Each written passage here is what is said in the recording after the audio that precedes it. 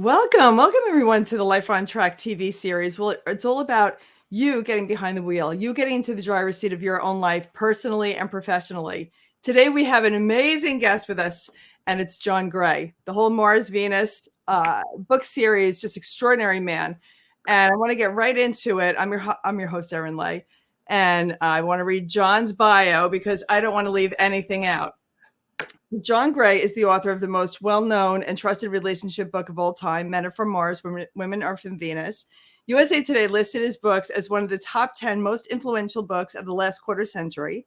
In hardcover, it was the number one best-selling book of the 90s. Dr. Gray's books are translated into approximately 45 languages in more than 100 countries and continues to be a bestseller. Dr. Gray has written over 20 books. His most recent book is Beyond Mars and Venus, Relationship Skills for Our Complex Modern World. His Mars Venus book series has forever changed the way men and women view their relationships. John helps men and women better understand and respect their differences in both personal and professional relationships. His approach combines specific communication techniques with healthy nutritional choices that create the brain and body chemistry for lasting health, happiness, and romance. His many books, blogs, and free online workshops at marsvenus.com provide practical insights to improve relationships at all stages of life and love. An advocate in health of optimal brain function, he also provides natural solutions for overcoming depression, anxiety, and stress to support increased energy, libido, hormonal balance, and better sleep. He has appeared repeatedly on Oprah, as well as the Dr. Oz Show, Today, CBS This Morning, Good Morning America, and others. He has been profiled in Time, Forbes, USA Today, and People. He was also the subject of a 3-hour special hosted by Barbara Walters. John Gray lives in Northern California, where for 34 years, he happily shared his life with his beautiful wife, Bonnie, until her passing in 2018. They have 3 grandchildren. They have 3 grown daughters and 4 grandchildren. He is an avid follower of his own health and relationship advice. Welcome to the show, John Gray. Thank you so much. Happy to be with you again. Thank you. Yes, this is my 3rd time interviewing you. First time on video. You're extraordinary. And I've told you this quick story in the past, but I want our viewers to hear this. Back in 2007, I launched my book called The Will to Live. I defied the odds with cancer when I was 25 years old over and over again, and went on to have 3 kids, that this would never happen. I lived every time they said I'd die. And so when I launched this book in book review in Huntington here on Long Island, New York, I said, I was bringing hors d'oeuvres. It was over 100 people, just a lot of food and stuff. I said, should I bring my own silverware and tablecloths? And they said, no, we'll use the ones from last month with President Bill Clinton. And I was like, oh, that's a cool story to tell. We used the same stuff from President Clinton. Then they said that they were going to use some of the stuff. You were there the night before. You launched a book there the night before. And it went from, oh, that's a good story to tell, to, oh my God, John Gray. I'm launching my book the day after John Gray. So you trumped President Bill Clinton in my reaction in 2007, because I've admired your work, love your work, and love you as a human being. Thank you so much. Thank you. Thank you for being here. All right. So the first question that I ask every expert, every guest, whether it's my blog talk radio show from the early 2000s, summits and everything else, is how did you get into doing what you do and why? I love this. Well, I think people get into what they're doing by having unique, different experiences, having a different perspective that might be helpful. I was a celibate monk for 9 years and opened my heart, felt one with the universe, and then fell in love with women. And having lots of girlfriends, I said I was making up for lost time. I sort of launched my career on having lots of sex, because I would interview women first and say, I've been a monk, teach me what makes you happy. So I had no guilt or shame around not knowing anything. And I learned a lot about women that I didn't know from my upbringing. And a lot of men aren't educated about how men and women are different when it comes to sex. And women certainly don't understand men. So they just think it's one thing, but there's a lot of things going on. So I thought, well, I didn't know any of this stuff. I should start teaching classes on sex, even though I was a beginner in a certain sense, but I was an eager learner. And I thought everybody could benefit from discussing sex. And people felt very comfortable discussing sex around me because I'd been a monk for 9 years, ironically, because I looked at it less from the point of view of lust and more from the perspective of making love. And years of celibacy allowed me to experience that, because I don't have the the normal sex addiction of men. I love it. But I realized very quickly, and I helped other people to understand the reason men are drawn to sex is particularly because there's so much intensity of sensation. Positive sensation allows us to feel more. Men don't feel as much as women. Some men may, but generally speaking, your average man has 10 times more testosterone, which creates a sense of detachment and independence in life. And women have 10 times more estrogen, which creates more feeling. Whenever you're having emotions, you're producing estrogen. Oh. And for women's well-being, this is now 50 years later, I discovered that for women's well-being, they need to have 10 times more estrogen than men, and they need to have 20 times more in order to feel emotionally, sexually, making love aroused. Okay, so all that good feeling is really a biological result, or it's a result of a biological response where a woman's estrogen goes up. So my most recent book is actually called Beyond Mars and Venus. So beyond just the traditional roles, now that we've given up traditional roles to a great extent, we have to learn new communication skills and attitudinal shifts for women to produce more estrogen, and men need to produce 20 times more testosterone to sustain attraction to a woman he loves. Oh, wow. A man has low testosterone. He can't sustain attraction to a woman he loves, but he sustains attraction, a lustful attraction to women he doesn't know. And this is very important to understand. It all has to do with hormones. When your hormones are very high in a man, testosterone, he can sustain attraction to someone he loves, because love is estrogen, right, and testosterone is detachment. So if you don't love someone, it's easy to be detached. So men with low testosterone can't be monogamous. They can't sustain attraction. And that's what's happening today in the world. This message is so relevant today more than it ever was. But anyway, back in the day, I'd been this horny guy, not having sex, and interviewing women that I would get to know, and really learned a lot. I was actually just today, because I was looking at one of my old books, called, it was a #1 for a whole year, called Mars, Venus in the Bedroom. Yeah. And I'm kind of going, wow, I wrote that. Amazing. Because, at that time, I was learning about all these things. So I went into great detail in terms of what women need, men need differently in sex. And that's how kind of launched my workshop career. Then it became very clear that you can't sustain great sex if you don't have good communication. Okay, it's very, very important. It's the #1 thing that allows women's estrogen to go up is she needs to feel heard. She needs to feel safe. She needs to express herself, and all of those, and be emotional, allow emotions, positive or negative, to come up in a relationship.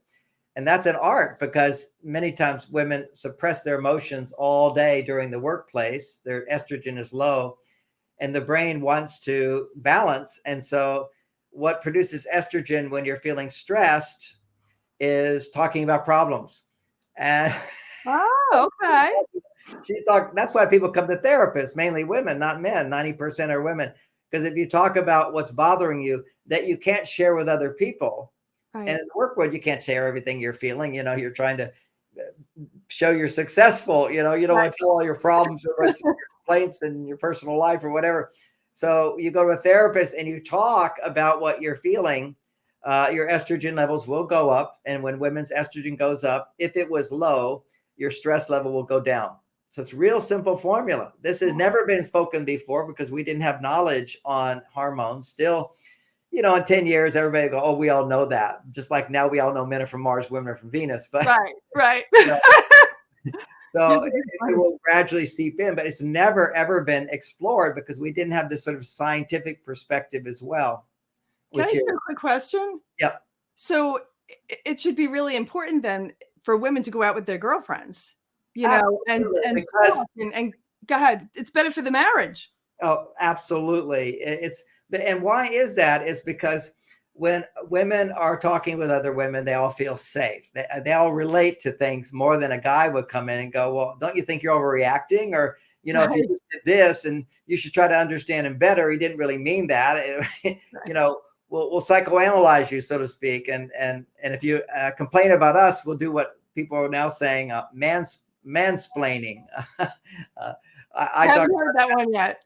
It's a really not good one. It's very sort of diminutive of men. when men try to explain how they're being misunderstood, well, that's just mansplaining, as opposed to you need to understand where Yeah. men are coming from. But it is true, men do that at the wrong time.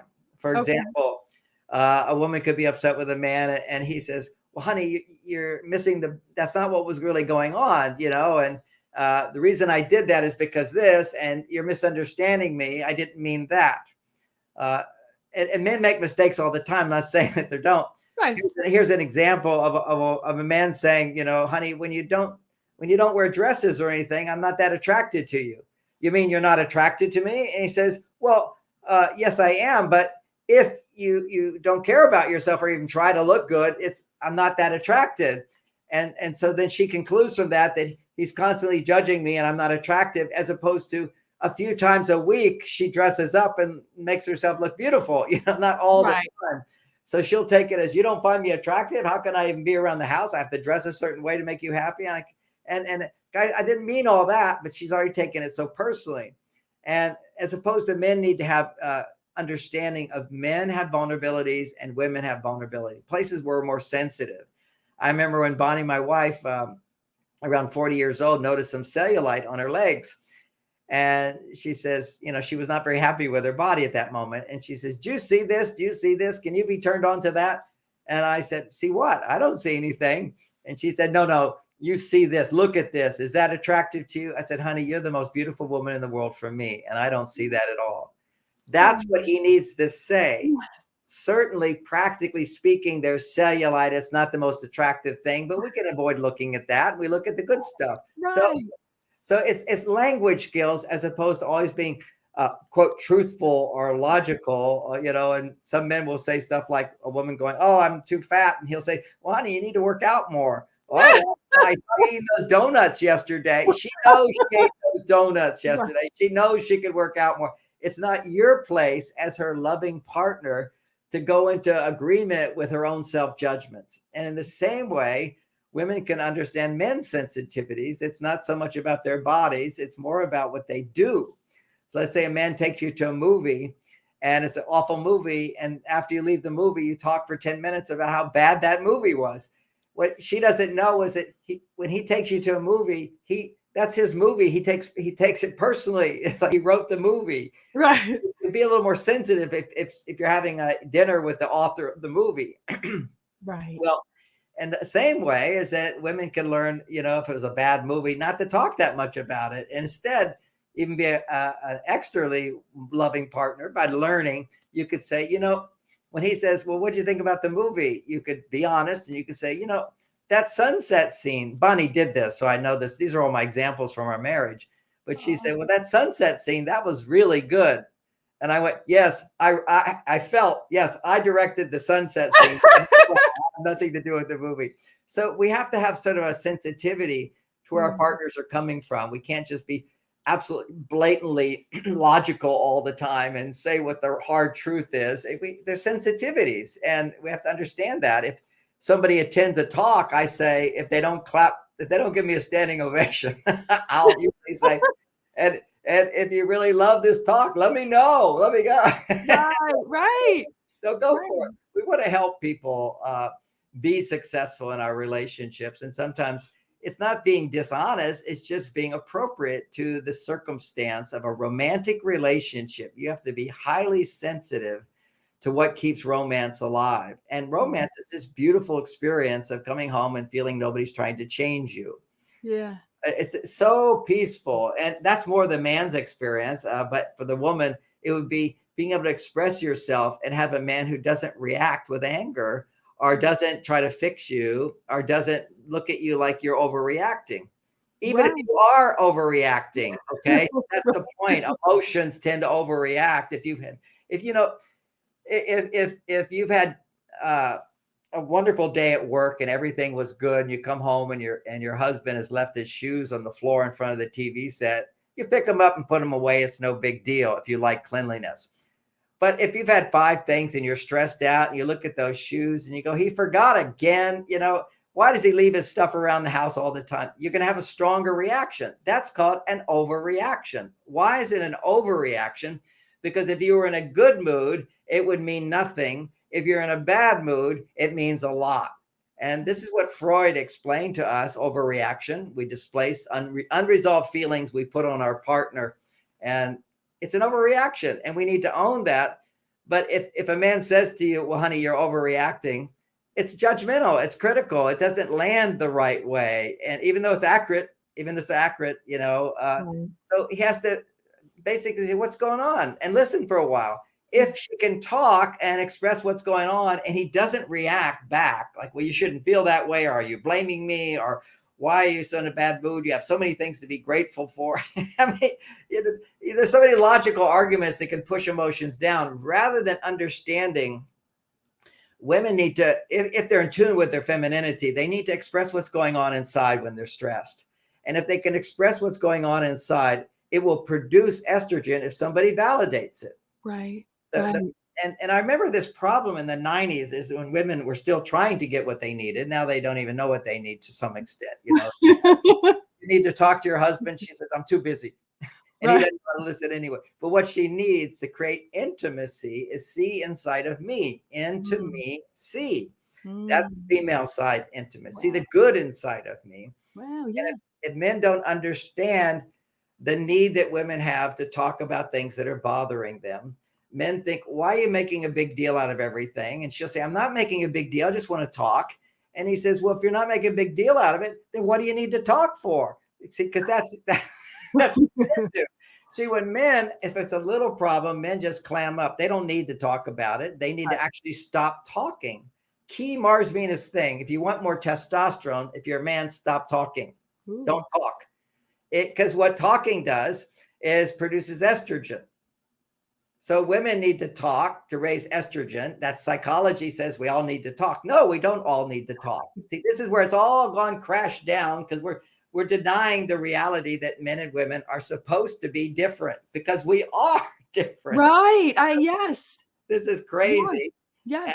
And I just need to say one little thing for the big conversation going on today about the trans debate. Everybody wants to indulge our children. And if your child is trying on being the opposite sex, okay, so they're doing it. But you don't at puberty stop their hormones from being produced and actually create a creature. No, I agree. People need to know. This is the one thing I bring it up just because I hear the discussion and everything, both two sides of everything. But people don't know that biologically, when a boy hits puberty, his testosterone increases 10 times. Okay. That's what gives him his sexual identity. And you don't actually integrate that for another at least 7 years till you're around 21. You can't even know, because there are some people that are born, gay, but not like everybody thinks they are very confused about their sex. You don't give them hormones to be something other than what you are. Right. In a sense, you let their body make the hormones of their sex, because a little boy has the same hormones as a little girl. Yes. And I also believe really quick. It's just about social conditioning that makes you go one way or the other. For me as a little boy, for example, I tended to hang out, felt more comfortable with the girls because I had 5 older brothers who were always tormenting me, so I just didn't feel safe. And I'm the 5th boy. So it was 4 older brothers. I'm the 5th boy, and my mother really wanted a girl. So easily I was, kind of afraid of my brothers, because they're always like doing stuff to me, like throwing me off the roof, throwing me into a fire, burying me. I found out later, it's a very funny story. Oh my God, John. I found out later when I became successful and everything and had lots of money and was visiting my family and my 4 older brothers. They were saying, well, you're successful because mom loved you more. I went, no, she didn't love me more, but evidently she did. But I didn't know that. And so I said, well, she's still alive. We were all together at a family thing. And I said, come on in and let's ask her if she loved me more. And my mother is so sweet. She had 7 children. I'm number 5.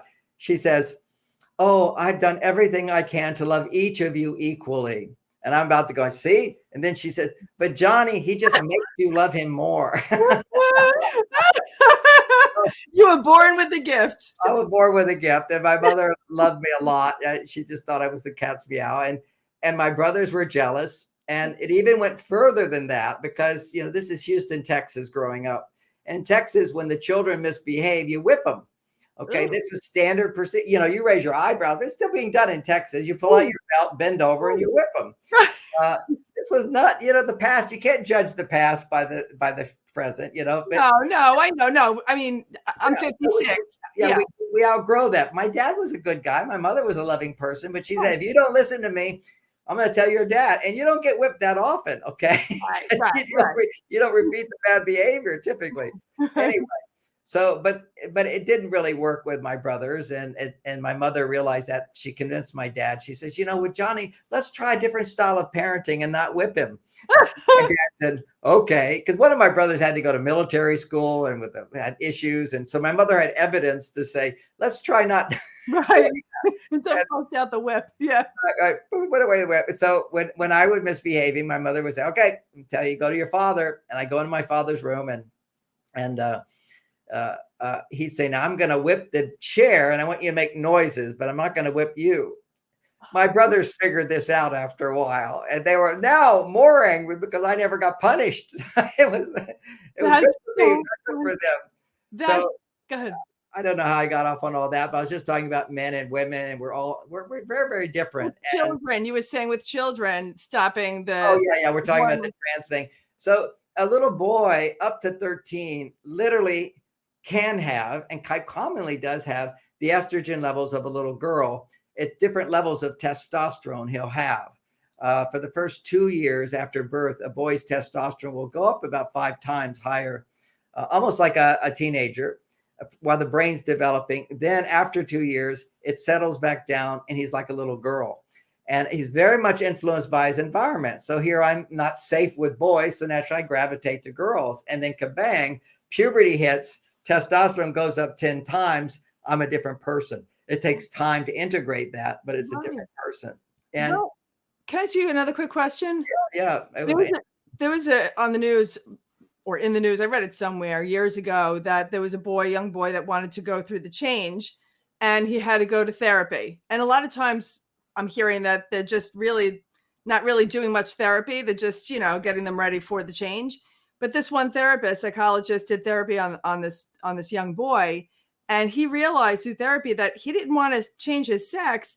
He just had a special needs sister who got more attention than he did. So he thought if he became a girl, he'd get the same. But that came out in therapy. It just reminded me of that.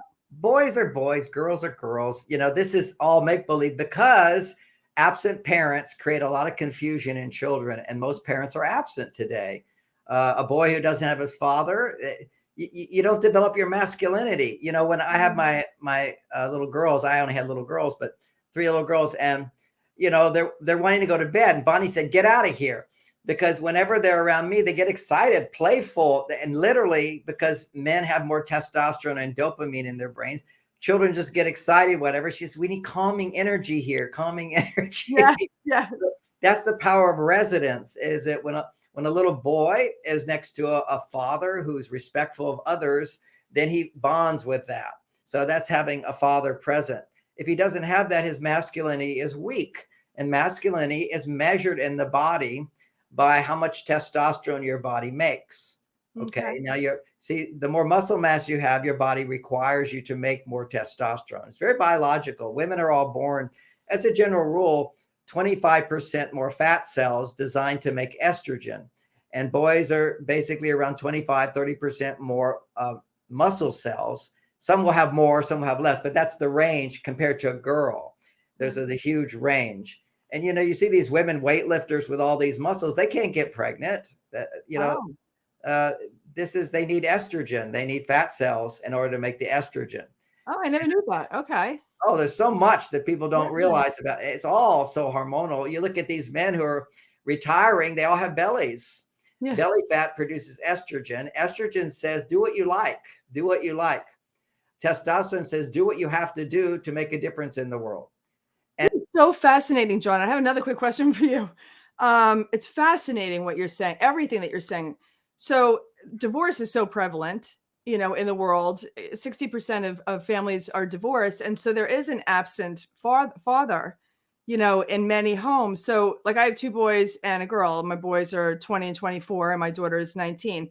So but they're men, you know, like they're young men and they're masculine.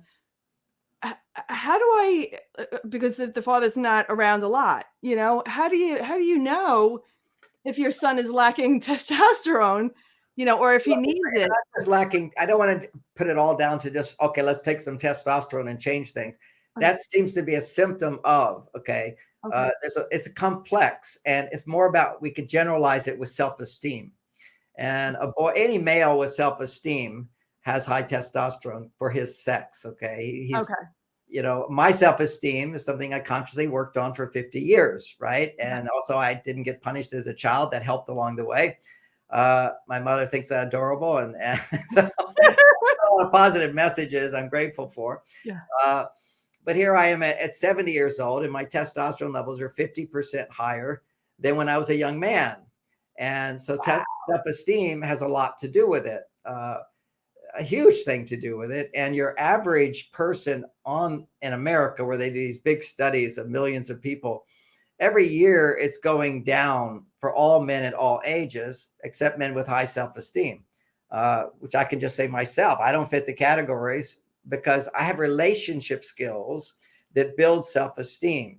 You see, what happens is when you have gender-specific communication skills, if a man is able to increase estrogen in a woman, his testosterone will continue to go higher and higher.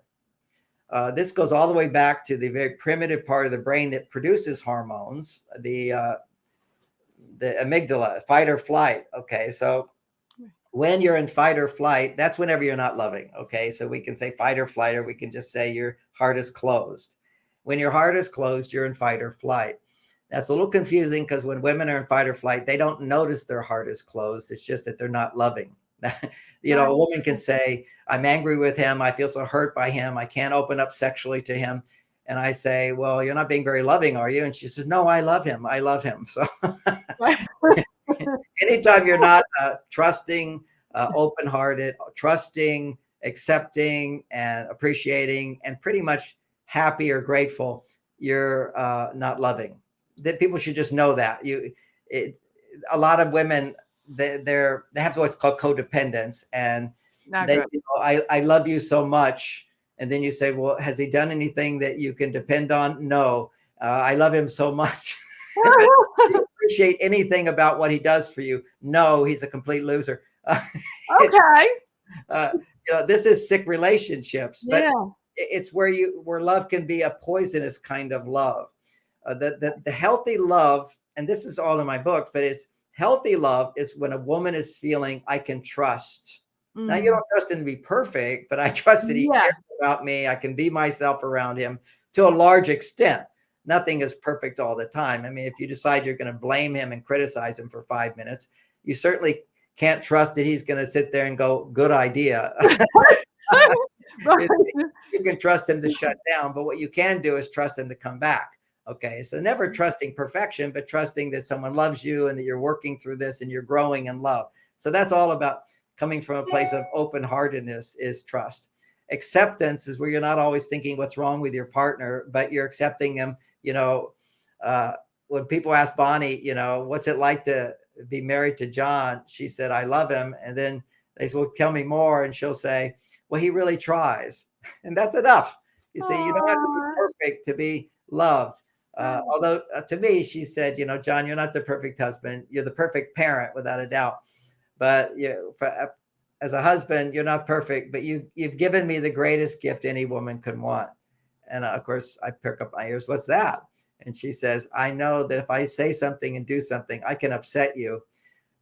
But if you get upset, you go to your cave, you do some magic, and you always come back with more love, more love. Oh, see, that's a key thing. And that's beautiful. Just counseling a woman who said, you know, he went away for a few days. He doesn't know what that did to me. And I said, well, he doesn't know, but he comes back all like everything's better, but he ignored me for several days.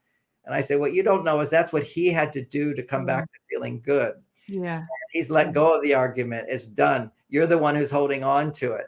And he should know how devastating that is to me. And he should know, but she should know that she makes her experience of him pulling away 10 times more painful or difficult because she doesn't understand men are different. The way men handle distress, an argument, you get in an argument, Right. couples pull back and she's the whole time going, he doesn't love me. And actually he pulls away to find his love again, whether he Yeah. knows it or not. Because when you detach from someone that's upsetting you, you detach. When a man does that, he basically is saying, forget it. That's why we say to women all the time, just let it go, forget it. But see, we can do that if we rebuild our testosterone by being independent. Whenever you pull back and you detach and become independent, your testosterone goes high again. Then you can remember your love. Now your estrogen can start to rise and you can remember your love and you forget the problem.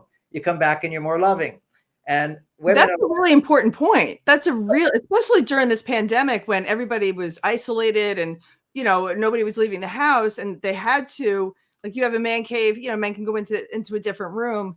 But that's a really important point for everybody to hear. It's something so simple. Go ahead.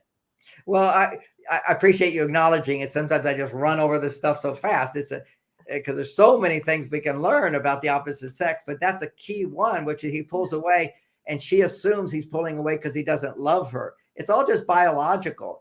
I remember when I didn't understand this stuff, as I wrote about it in The Cave in Men Are From Mars, I'd be, we'd start to argue about something and I would feel really good because I felt like I was winning the argument. And then, but when she's not happy after the argument, Right.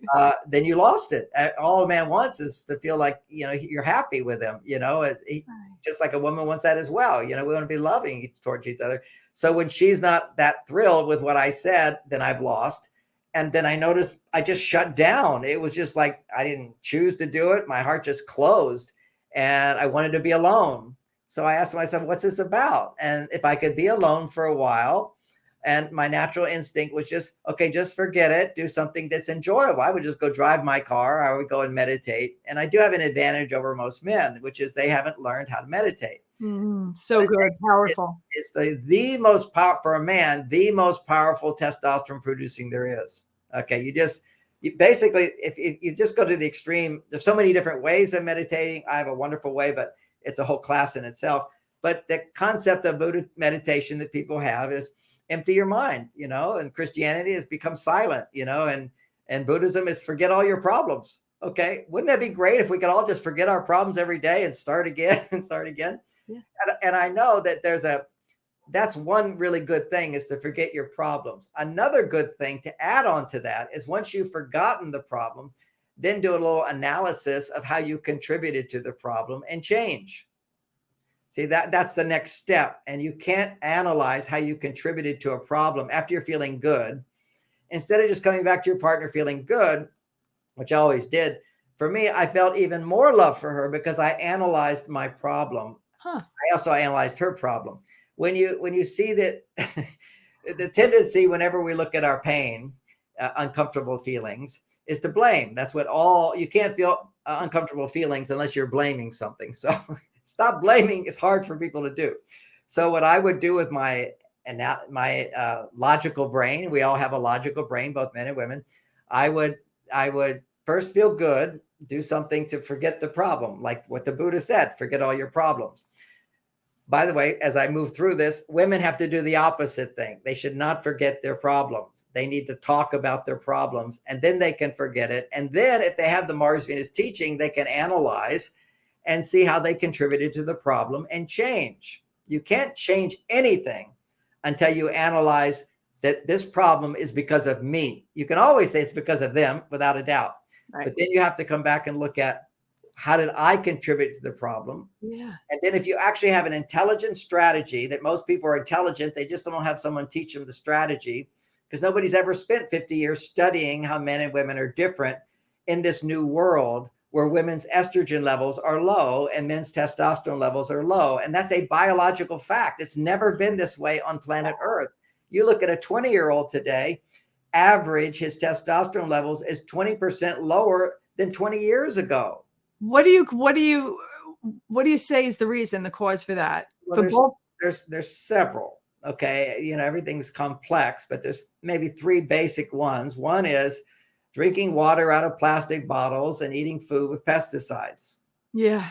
Never had to do this before. And it's already proven that water and plastic, being exposed to plastic. And when you're having a bottle of water, which has been heated, these ingredients in plastic get into the water. And for frogs, for example, you can have a male frog, DNA of a male frog, and he'll have vaginas and tiny penis. Basically, because he's been exposed to what's called hormone disruptors. So a pregnant mother drinking bottled water in plastic bottles is getting hormone disruptors, and even for most of her life before then. So this makes women more masculine and makes males more feminine, meaning that for women, their testosterone goes higher when they're exposed to plastics, and for males, their estrogen goes higher. Why is this not all over the news? You know what I mean? Like, that's a big deal. It's a big deal. It's a very big deal. I understood the all this is backed up by science. It's called hormone disruptors. Another one is pesticides. When you have pesticides, particularly GMO, this is not even natural stuff here. They've altered it. Your body receives this GMO into the estrogen receptors. Now, remember, both men and women have estrogen. It's just women should have more, men should have more testosterone. That's the balance. And some people can say, well, that's just your opinion, John. No, it's not just my opinion. It's look at whenever people are unhappy, they're producing stress hormones, or when they're fear, their anxiety, they're not sleeping well, and any of those things, and they're not loving. I look at it, your just heart's not open. You may think it is, but it's not, because you're not accepting and appreciating and honoring somebody. So when your heart is closed, you can measure your body's making adrenaline or cortisol. Right. Now, whenever you're making adrenaline and cortisol, if you're a woman, your estrogen levels and adrenaline, they're going down. And when you're in cortisol, they stay down. And for men, when you're in adrenaline state, your testosterone levels are starting to drop and your estrogen starting to rise. And then when you're in a cortisol state, you're locked into low testosterone, high estrogen. And so whenever men are emotional, angry, irritable, pouting, in a bad mood, measure their hormones, and their testosterone levels are very low and their estrogen is very high. So what they need to do is some activity that will disconnect them from emotional stimulation, disconnect them from estrogen stimulation. Okay. When men fall in love, their estrogen goes higher. So that's estrogen stimulation. You're the wife, you're my big estrogen stimulator in life. Like when I met Bonnie and fell in love with Bonnie, I said, honey, it was like I was living in black and white until we fell in love. And now I see color, and it's so beautiful, and flowers. It's all like meaningful to me, because based biologically, what's happening is when a man loves a woman, his estrogen goes up. And if the relationship doesn't support his testosterone going up, then over time he becomes lazy and grumpy and irritable, and gradually he doesn't have sexual attraction towards her, but it's towards the woman he doesn't know. Because with a woman he doesn't know, the testosterone can rise up as opposed to without the estrogen. This is why we're addicted now. We're an addicted society to social media for women and pornography for men. And they've seen this, when women are doing social media, their mind just starts comparing. They're better than me. They're better than me. They're better than me. Knocks down their self-esteem. And whenever you're feeling unworthy or bad, you tend to complain more that you're not getting what you want, about your partner.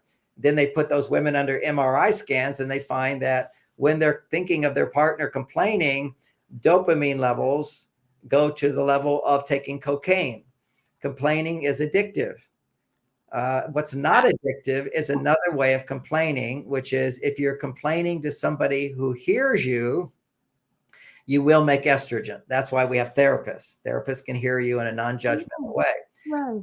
But the problem with therapists who listen to you is they never bring you back to being accountable.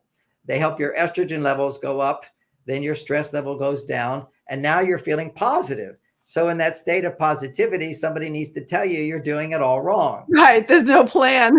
Right. They have no plan. They have no strategies. They don't change behaviors. And then people just go right back to the same thing. And so it's kind of like, it's not fixing the problem. You have to understand strategies to use a higher intelligence. We all have a higher intelligence, but somebody needs to guide us into that. And if you're sitting there paying for a therapist just to listen to you and commiserate with you, it reinforces being a victim. Yeah. And being a victim is addictive. Yeah. It's so addictive. women to a whole certain group of women are empowered by being victims. It's so Not funny. That's what good. their empowerment is that we can complain. And I'm not about, not creating social change and complaining, but you do it from a place of strategy, a Right. place that works, as opposed to whenever you blame somebody, they're going to get defensive. It doesn't work. So you have to know how to communicate what you want in a way that also is supporting them. And I think that's why my books have done so well, is I'm constantly going back and forth, helping men to understand women, helping women to understand men. So we sort of take the blame out of it right at the onset, because we realize we really don't know what we're doing. Right. We don't know what we're doing when it comes to relationships, because we used to know what we're doing because we were told what to do. Historically, men simply had plenty of testosterone and went to their job, and they came home. And because a woman didn't have a job, she was raising children, no birth control. She was grateful that she didn't have to go work. Often in my talks, I say, women, wouldn't it be great if you could go to work, but you didn't have to, you could just pick whatever you wanted to do. And you had this guy in your life who made so much money, you didn't have to think about money at all. Wouldn't that be great? Well, that's what my mother was. She didn't have to think about money at all because my dad had a good job. And back in those days, $7,000 a year, you could have a house and a lawn. Right. Go to work. Men could provide for their families in many cases. And that was a harmonious relationship. But as soon as a woman's husband didn't provide well, that would create complaining, and there would be dysfunction, and he'd become an alcoholic. But if a man had a good job and a woman could babies, she would have children. She loved her children. She was in a safe neighborhood, and you don't even have safe neighborhoods today. I remember growing up, my mother just said, "Go and play," and we would just go out in the neighborhood and play. Us too. Yeah. Come home when the street lights go on. Yeah. So we're in a dangerous world today, and Totally different. And so that affects women. That lowers estrogen in women, raises their testosterone until their testosterone burns out. That's called adrenal burnout. Adrenal burnout by women who don't enjoy sex throughout till they're 80 years old or so. I just know them in their 80s, still loving having sex. I don't know that many, but they're there. Just because my friends are older, and like one of my friends, his girlfriend is like almost 80 years old, and they have sex twice a week, and it's great sex. He's one of my students. He knows how to have sex. That's awesome. You have to understand a woman's physiology. It's very different. I guess I'm talking too much about sex, but I highly recommend this book. Venus in the Bedroom. I love it. I was reading it today. I said, wow, this is really good stuff. That's good stuff, right? When you write a book, we're going to have a 20-minute discussion on that. Well, this takes 7 hours to write into a book, so it's a lot of information that you can't get to in interviews, but you can get to the top of it. I love doing the interviews. It's very helpful. Like you were pointing out, just for women to know when men pull away, then when they come back, they've done their work, they're feeling good, but you now want to tell him how bad he is for pulling away. And he did his work. What was your work? And what women don't know is what their work is to realize estrogen is through attachment. So when you're connected to your partner, you're making estrogen, but too much estrogen in man lowers his testosterone, and now he has to pull away. So it's due to your great relationship or that stupid argument you had. You both basically need some time separate. But women will say to me, well, when he's in his cave, well, what am I supposed to do? Well, I should gently say this. It's called having a life. Yes. Yes. Other things that produce estrogen other than him. Right. I get it. If you're making love with a man, it produces double the estrogen that you can have from your normal life. All right. So men are special in that way, but they're especially painful because if you suddenly, you make $1 million and lose it the next day, it's highly painful. If you never had the million in the first place, you don't notice it. It's like flying economy. I did that for years until I could fly first class. But then when I couldn't find first class, it was very much more painful to coach, So this was everything's so relative. But we just have to be easy on ourselves and our partners and realize that we're children when it comes to the kind of relationships we want today. And why do I say that? Because women want to be free. They want to be independent. And why not? That's great. They're on their male side, but they have to become conscious and come back to their female side and learn how to do that. So that's one of the reasons I said biologically, that's why we're out of balance, is the toxicity that's going on. Right. When the estrogen receptor sites, when pesticides bond with your estrogen receptor sites, it sends a message to your brain that you have plenty of estrogen, but you don't. It's like your head and body are different. And so now that you feel I have plenty of estrogen, I want to go to my testosterone side. So, when you feel like, okay, I got what I need here, now I get to do my own thing. And for men, it's kind of like, once I've done my own thing, I want to go over and do some we time together, have sex, Right. make love, Right. have a family. And just, again, a simple primer to understand the background. It's not complex science, what I'm talking about. I could get more complex, but why? We didn't look at simple things. Right. They did a study on testosterone levels in men in this country, and they found that, first of all, they're going down, and all ages are going down rather than up every year. The 20-year-old, 20% lower. We talked about that. That would all be due to the biology to a great extent. Right. So, this is there's so many studies that I'm anchor on one. So if you look at single men, according to all other men in America, have higher testosterone levels for their age. Okay, if you're single. Once you get in a committed relationship, it then drops. Okay. And once you get married, it drops again. And once you have children, it drops again. Now, what they're not measuring there is that also their estrogen levels are getting higher and higher. They're having love in their life. You see, when you have love, your estrogen levels go higher. So for men, as the love increases in their lives, they're going to what I'll call your female side. And if men don't have education on how to get back to your male side, then they just want to retire at 50. They lose their motivation, they lose their libido, and now they're taking pills to have a libido at 40. Right. This is 40 years old. And that will never give a woman the stimulation she needs in order to feel desire for sex. You see, a woman must feel that in her presence, his testosterone is going up due to her, not just some plumbing thing of taking Viagra. Right. She needs to feel that I'm so special to him that he desires me, and his testosterone is going up in her presence. Now, this works the other way as well. If a woman experiences her estrogen levels going up due to the presence of a man, his testosterone will go up. This is the reciprocity of sex. Right. Okay? Really build-up. You have to be more in your feminine side. That means more estrogen. A man's testosterone goes up in your presence. If his testosterone shoots up simply because he's horny, it doesn't give her the message that she made it happen. So this is a whole dynamic of relationships. Right. There's so much fun stuff when it comes to sex that I was reading my book on it. Well, you're like the king. Go ahead.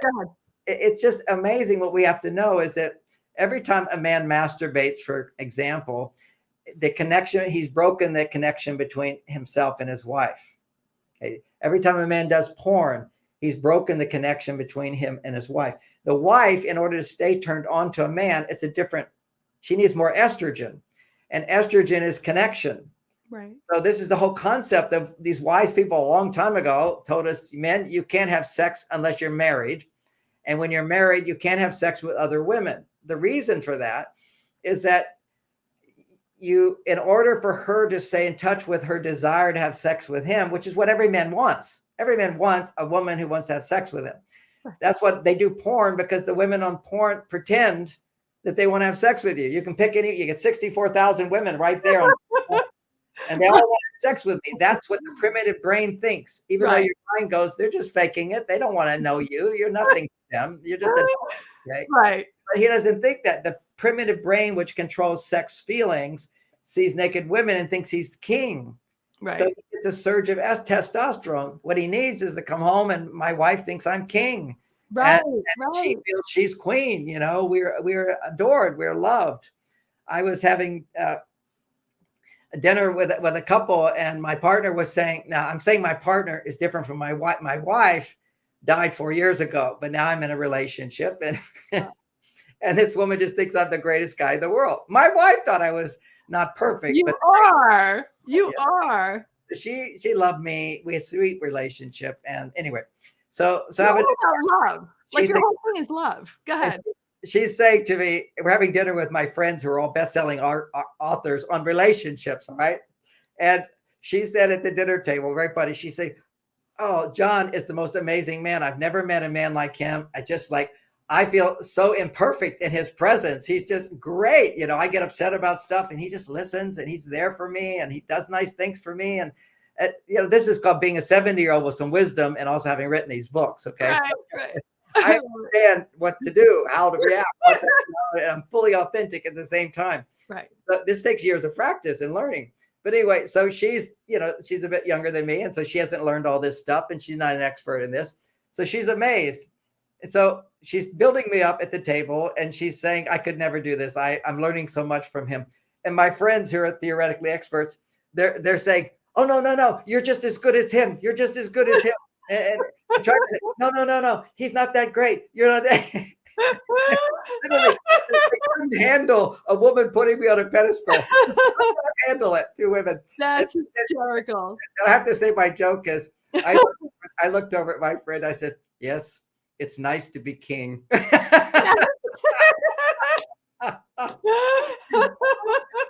You are so good. Everything I was saying, everything you do is about love. It's about love.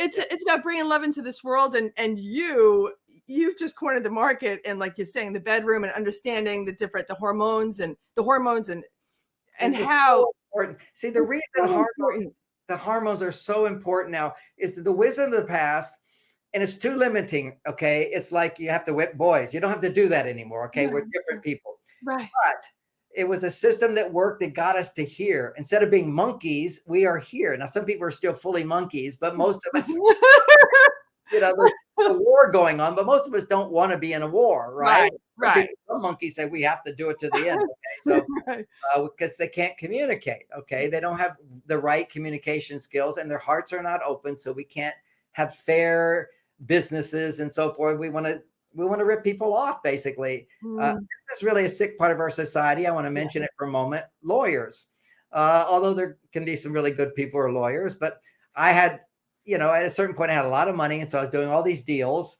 and I hired this really expensive San Francisco lawyer at that time, $750 an hour. You know, and I said, look, what I want you to do is create a contract which is fair to me and the other person. Okay. I want it to be a win-win contract. He said, I can't do that. Legally, I can't do that.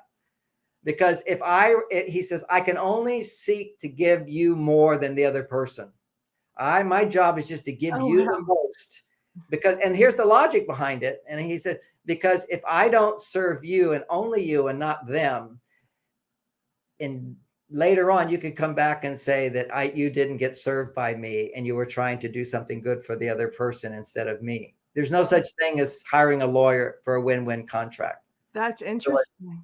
This is the world we live in. I mean, it's crazy. I just saw the bias once again as selfish human beings, so hard to create a win-win situation. And back to that example I gave about what men can do is, as soon as, and what I invite every couple to do is join for 3 months the John Gray cult, which means do what I say. 3 months to reprogram your brain and then leave me. I don't want you. Go somewhere else. Okay. It's not your lifeblood to me. But the John Gray cult would be simply, I'm going to follow the instructions of somebody who knows more than me. And you have to know that if you're having problems in a relationship, you need to meet somebody who knows more than you. And so, and it may not be me, but somebody who has a really good relationship, looks really happy and has a sex life, healthy. Find that person and ask them to tell you what to do for 3 months and then come back to doing what you want to do.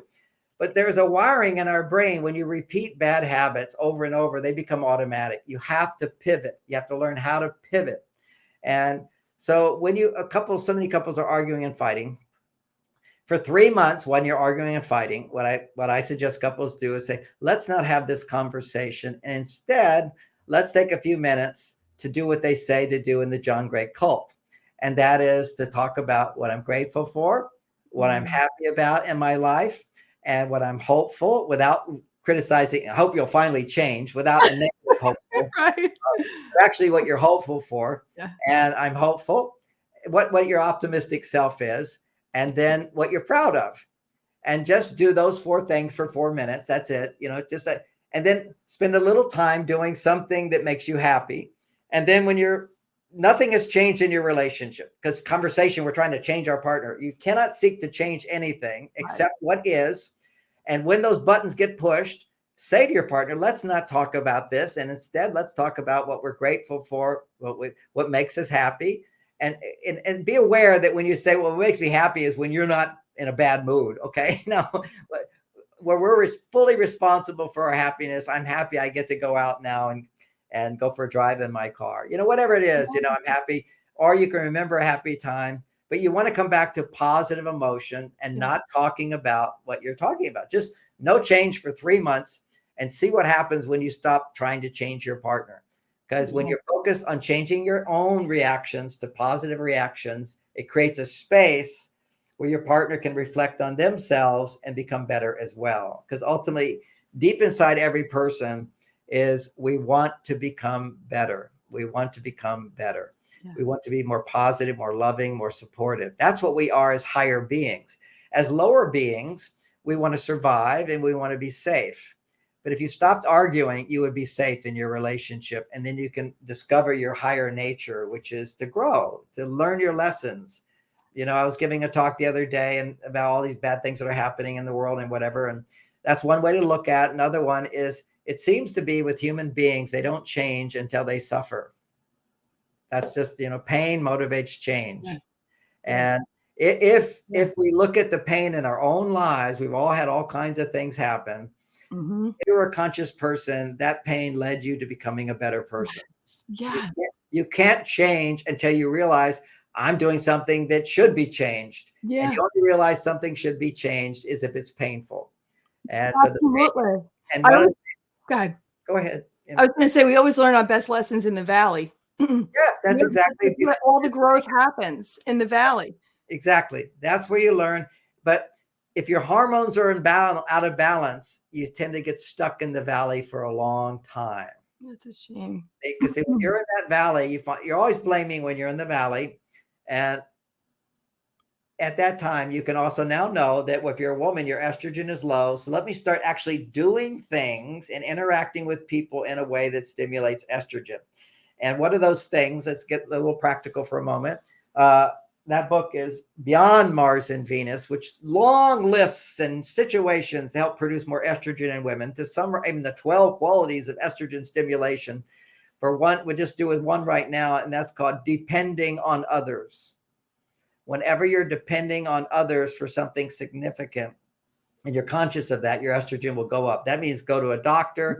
Some people actually just get sick so that they can get their estrogen up. That becomes a pattern. If I'm complaining about my health, people, wow. Some people, one of the therapies I recommend, and it works really well. People are chronically sick all the time. We used to call them something where they're always sick about something. Practice not speaking out loud any of your symptoms for 3 months. Yeah. And literally what you're doing is that becomes your estrogen stimulator if you're complaining. So that's why I say 3 months of no arguing, then suddenly it's easier to have a conversation which doesn't amplify you into an argument, because arguments produce huge amount of testosterone in men and huge amounts of estrogen in women. Right. Then that's our go-to rather than another go-to for women with estrogen. And when a man's estrogen is high, he can also be a go-to because his body tends to always go on the estrogen side, is eating. Eating food. You're dependent on food, right? So you depend on food to feel good, to be healthy. And then that's estrogen stimulating. And so if you don't have other estrogen stimulators in your life, then you'll simply go to food over and over and over. And then something that was actually good for you becomes bad for you. Okay. So, and men, when they go to their cave, the cave does stimulate testosterone without a doubt. But there's lots of healthy ways to stimulate healthy and unhealthy ways. Playing video games, for example, is a great cave for a man to go to. But if he's sitting passively in a chair, his testosterone is going up and going right back down again. If he's actually playing tennis or playing some competitive sport and he's engaged in it, his testosterone will stay up. Okay. So this what's called fake stimulators or unhealthy stimulators when a man's not feeling sexually fulfilled, he's horny, he masturbate. And the problem with masturbation is it's addictive. I just shudder teaching children how to masturbate. This is what they're doing. Historically, they've known, don't teach children how to masturbate. And so when children did, everybody freaked out because it makes you addictive to masturbation. Right. And the more addicted you are to masturbation, what that means is solo sex produces more pleasure brain chemicals than having sex with somebody else. So you won't enjoy the intimacy with your partner. Yeah, you can't enjoy it. Right. Masturbation, some people, they'll have sex together and then the guy has to masturbate in order to ejaculate because he's addicted to masturbation. Oh, wow. Wow. Really bad. Wow. So these are all these estrogen stimulators that are not good for the relationship. Is like complaining too much. And for men, it's masturbating. Right. Just terrible because, and we've seen this. I told the teenagers back in the 30 years ago, I said, once you start doing this porn, because that's when it was becoming free, it was like in the 90s, it was becoming, you'll get off on it. It'd be great. No woman will ever be able to produce that much dopamine for you. Because you see, when you're with a woman, and particularly you like her, that's a lot of estrogen. So basically you have to have a lot of testosterone more in order to stay turned on to her. But if you do porn, that's called an addiction. Whenever there's something called an addiction, it shrinks your dopamine receptors in the brain so that you depend upon higher stimulation to produce the testosterone or the estrogen. So basically it's your ability to enjoy sex with someone you love is dramatically diminished when you've enjoyed sex with someone you didn't know. Now your brain will recover in 3 months. If you have an addiction to anything, pretty much your dopamine levels will recover, but you've got to go about life is going to be a bit more boring. And you have to just plod through it, this boredom and not go to the addiction. And that's why they should join you with your cult and help them get past that, because we're in a world where that's prevalent. Yeah, just for 3 months, don't talk about it. And that might mean if you're in a support group of men or women that all complain about relationships, stop going. Yeah. And find people that are not complaining about relationships and hang out with them just for 3 months. That's all. And then you don't have the habit of, as soon as I start to feel a little stress, your brain goes to that bad thing rather than I'm feeling a little stress. Let me go to the good things. Then because see, good things aren't addictive, but they feel good eventually. Yeah. And then you bring more people, places, and things to you when you're thinking good things and you're feeling good things and they're healthy. That's the lifestyle that you'll start to have for yourself. And I love this. And I love what you said earlier. And I want to respect your time. I love what you said earlier about women getting a life, when they're dependent on the man and they're looking to the man to make them happy. I love that you said that, because we have to start going inside. I learned this at 25 years old. And that's why I healed with the cancer when the doctors kept saying I was going to die. I vibe, John, in joy, love, and inner peace. That's my natural vibe. It takes a lot to bring me down, and I'll go down to anger or whatever periodically, but I don't stay there. I go right back up to love, joy, and inner peace. Everything is about love for me. Everything. It's like enlightenment is how quickly you can come back to your real self. Yes. Start you over. Yes, but it takes going within to do this. And a lot of people are so dependent on the outer world for everything that they don't understand there's a whole inner world that you need to, like the man go into the cave. He needs to go within. The women need to go within. Right. The homeostasis can happen. So, happiness. I mean, you're so brilliant, and I could talk to you for like a week straight. I'm happy to do it when I have time. It's always a pleasure. Really happy to do it. And what you're just saying, and I wanted to finish one other thought, which is there's a lot of things you can do that are not going to be disruptive to your life to produce estrogen. Like I said, a woman could actually, a lot of women get attracted to dangerous men. It's kind of the back door of everything, is because when a dangerous man, then you feel the dopamine does go up. So it's exciting. And if I give him what he wants, then I'm safe. So your body will be turned on to dangerous men or unavailable men. It's very amazing how you can go to the light side of the dark side for arousal. So, but another estrogen stimulator is writing out your feelings, journaling that helps you to bring out what's inside, because then you're more clearly seeing yourself, talking to someone else about this. And keep in mind that when you're journaling or talking to other people, what actually produces the estrogen and a much higher event is to identify the emotion that goes along with the complaint. Okay, my partner's ignoring me. Well, how does that make you feel? The emotion makes me feel disappointed. It makes me feel sad. It makes me feel angry. And this is emotional processing. When you actually can feel an emotion, and somebody can feel it with you, stress is gone. It's maximum estrogen producer. And, as a therapist, what I do, it's not the normal therapy I do because I help people so good. I understand all this, which is if somebody has an experience, if I'm going to help them, I have to look in my own life where I've had that same emotion. And sometimes they don't even know what emotion is. They're just saying, oh, he does this and he doesn't do this. And he couldn't, I asked him to do this. I said, okay. And I'll look in my own life where there's something similar so I can check in with the emotion because I'm emotionally literate. And then I'll say, basically, that must be so frustrating and that's so disappointing. And I'm not just saying it. I know the feeling. And then that helps them to find their feeling as well. Throughout the 90s, there was this big thing. Women wanted to be validated. Well, a man cannot validate you're upset with him when he thinks you have no reason to be upset with me. And if you say, you just don't love me. And that's a real feeling without a doubt. But he can't validate that because he's over in the world. I do love you. What are you talking about? And then she'll go to a therapist and say, he just doesn't love me. And the therapist will go, yeah, okay, you've been validated. And now you've just you've told this emotional being inside of you that nobody loves you. Okay, you're just making the problem worse. Right. So you have to share the events with your therapist or friend. And a good therapist is going to first hear you. And because they tend to have gone through your experiences, they can I understand where you're coming from. If I was in your situation, probably I'd feel the same way.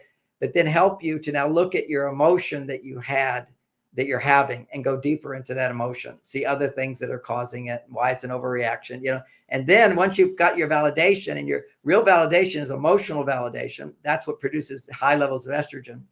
And a man can't give that to you because he doesn't walk in high heel shoes and wear a dress. He's just never going to be able to validate your story as much as you need. But what he can do, which is amazing, is validate the emotion you feel. It's amazing. Right. When you bring things down to emotion, anybody can relate to your emotion, even if they don't wear high heel shoes, or they're not poor, or they're not rich, or whatever. The emotion is universal, and that's the physiological experience of pain. That is what negative emotions are. So negative emotions produce estrogen. And if you feel basically you're safe and you express negative emotions, then your cortisol levels go down. And now you're able to look at the world with wearing the other glasses. These could be the dark glasses, or put on another pair of glasses and you go, oh my God, my life's not as bad as I thought. It's at that point where you need an instructor to teach you how you created this problem, not how the other person did. That's easy to see. You got to know what your role in it is. Yeah. And most women that I counsel don't know their role in creating problems in a relationship because they try so hard. And I would never tell them their role in it if they came to me until I first validated the emotion. Then they feel at ease. Then you're able to kind of look at yourself in a peaceful way and go, yeah, I need to learn some things. We all need to learn things because the world has changed. The world has changed because you're evolving as a woman. You've evolved over to your male side, and you have to integrate it with your female side. And men, you've evolved into your access to your female side. Remember, pesticides did this, but I think on another level. Right. It's two different reasons for this. Right. So you've evolved over to your female side, and then you have cultural support for being out of balance. That's the third, is we have cultural support for being out of balance. So I remember when I went out of balance as a teenager, this was the 60s. I grew my hair out like a girl. I didn't want to be a girl, but I want to have freedom to grow my hair out and put on beads and wear bell-bottom pants and felt ecstatic. And I listened to music. I remember one of my favorite songs was where they just go on in like a trance for like 20 minutes. Do what you like. Do what you like. Do what you like. do what you like, stairway to heaven, all this stuff. Yeah. It was all men going to their female side. And it felt great because in a sense, our soul was a bit starved by being only on the male side, because the soul is both masculine and feminine. But your body's masculine if you're a man, your woman's feminine. She's got a female body. You got to bring the spirit into the body in harmony. And you can't just, but we do, because it feels so good to go out of balance. Just like if you take drugs, you're going out of balance, but it feels so good. You're going somewhere that you haven't been, that's always exciting. That's so funny. But just because something feels natural doesn't mean it's right for you. When I teach women how to be more feminine, they go, it just doesn't feel like it's me. It's not natural. I go, because you're not connected to you. If you're an unhappy person, a stressed person, you're not being you.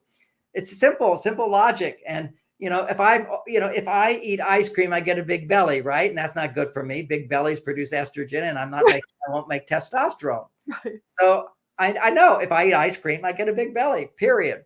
But it sure feels natural, doesn't it?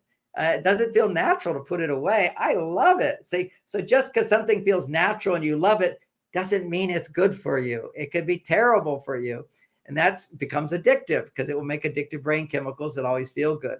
So we can't follow what feels good. You can't just do what you like. You got to do what you like, and then consider what's the outcome of this. But your female side is doing more of what you like. That's another estrogen stimulator. And men, it's doing what you have to do to produce a result that you'd like to produce.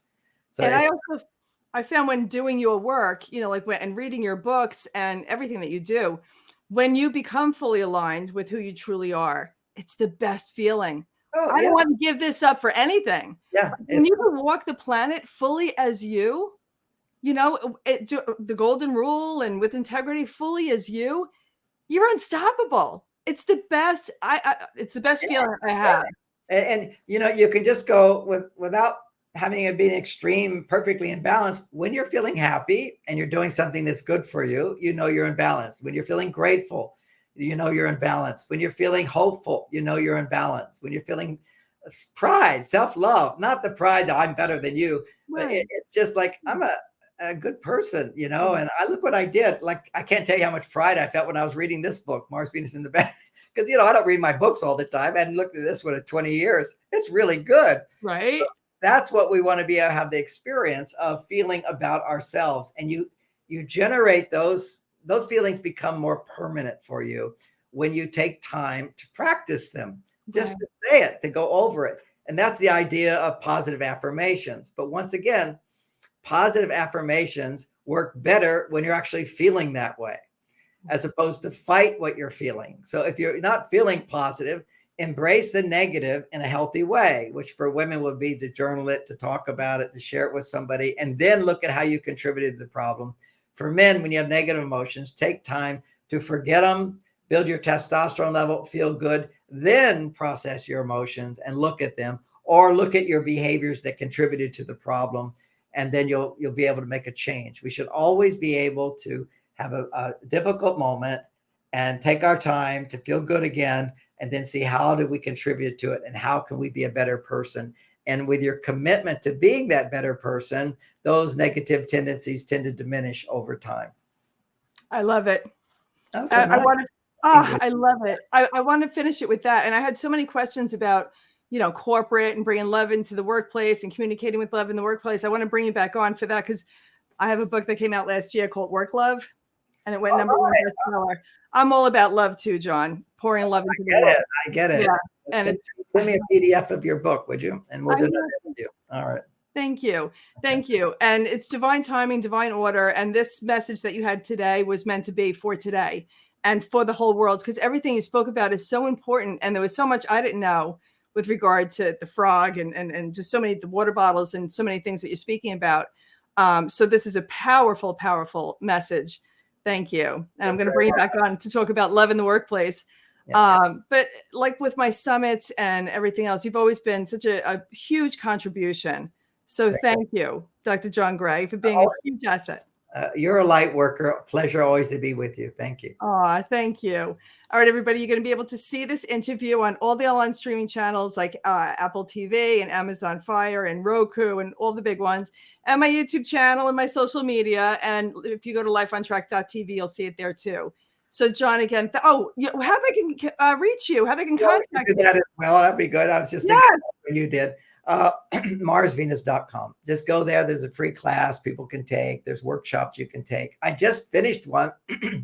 It won't be live. It was a live seminar. It'll take a while before it's on the website, but it's called How to Bring Out, How to Be Most Attractive to the Opposite Sex. Ah, Great seminar. And I do these now with my daughter, Lauren, who's a grown up, married 10 years. And people should check out her blogs at marsvenus.com. And she has these courses just for women as well, which are really good too. is there anything left on your head and your heart that we didn't discuss? I was so excited to have you here, and I was like, oh, you're going to come back. I'll see you later. Yeah. Well, I want to read your book, and then we'll talk about that. Sounds great. Absolutely. You're fantastic. Thank you. All right, everybody. Every Monday, the show goes out, and, just live a magnificent life. Everything starts with love. We have two choices in life. We either live in love or we live in fear.